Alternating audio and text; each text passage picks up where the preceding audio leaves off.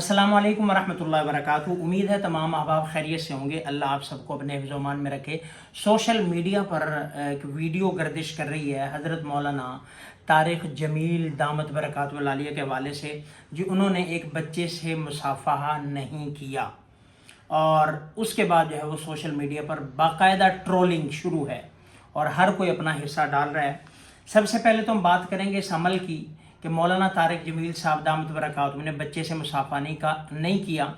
Personally अगर देखें तो ठीक है, ये अमल कर लेना चाहिए था, हम ये कह सकते हैं कर लेना चाहिए था, लेकिन ये कोई ऐसा भयानक या ऐसा बुरा अमल नहीं है मुसाफ़ा ना करना कि उनकी ज़ात पर इतना कीचड़ उछाला जाए और इतनी पगड़ी उनकी उछाली जाए और इतना उनकी इज़्ज़त को मिलियामेट किया जाए। इतना भयानक अमल नहीं है, बाकी कर लेना चाहिए था। ना करना, अब हमें नहीं पता किस वजह से नहीं किया, लेकिन हमारे माशाल्लाह जो सोशल मीडिया के गाजी हैं वो मैदान में उतरे हुए हैं और एक तूफ़ान बदतमीज़ी बपा है। चंद चीज़ें यहाँ मैं अर्ज़ करूँगा। सबसे पहले तो ये बात जहन में रख लें, ये मौलाना तारिक जमील के साथ नहीं है, वो तो एक पब्लिक फिगर हैं, मीडिया पर्सनैलिटी हैं और दुनिया उनको जानती है। यहाँ तो गली महल्ले के मौलवियों को लोग नहीं छोड़ते। डेली बेसिस पर मस्जिदों के आइम्मा की ज़िंदगी लोगों ने इस तरह अजीरन बना रखी होती है।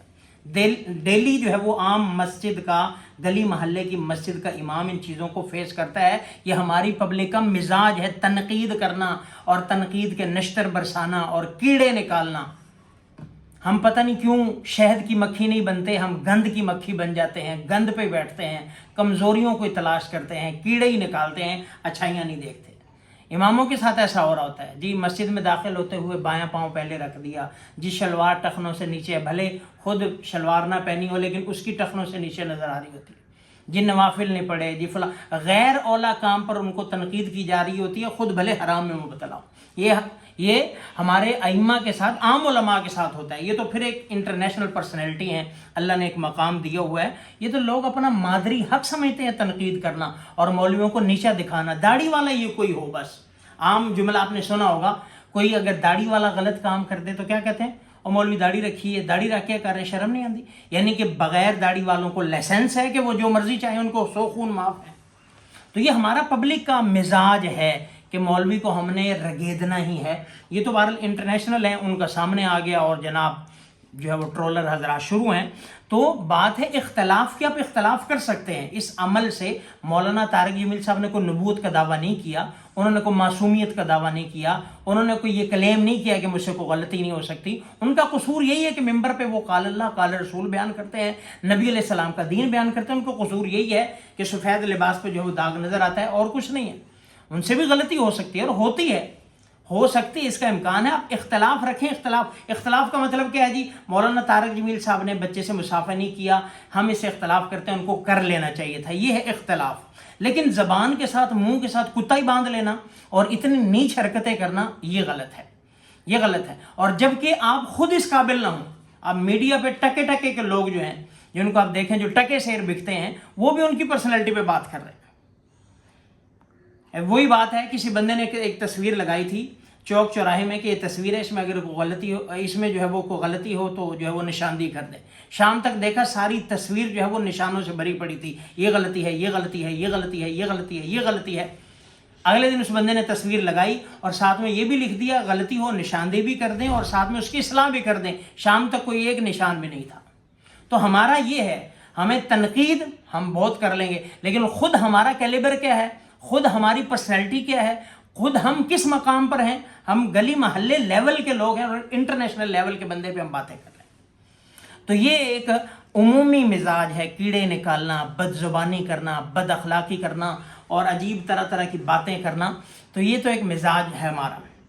अच्छा, बात आपकी हो रही है उनके मुसाफे से और निकल पड़ते हैं किस तरफ जी, ये तो कारोबार करते हैं, ये बड़ी बड़ी गाड़ियों पे बैठते हैं, ये लिमोजीन पे बैठते हैं, ये लैंड क्रूज़र से उतरते हैं। मसला क्या है, बात किधर जा रही है, मतलब पीड़ा होर ते फकियां होर।